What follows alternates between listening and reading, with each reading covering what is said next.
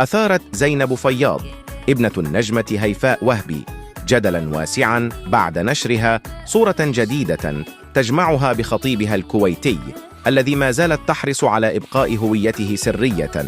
في الصورة ظهرت يد زينب وهي تمسك بيد خطيبها بحب مرفقة بعبارة عالمي، في إشارة إلى قوة العلاقة التي تجمعهما والمبنية على الحب والاحترام.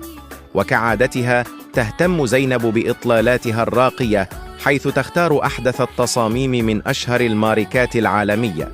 خلال الفترة الأخيرة ابتعدت زينب عن نشر صور أو مقاطع فيديو لابنتيها، لكنها شاركت بعض الرسائل الخاصة التي تلقتها من متابعيها.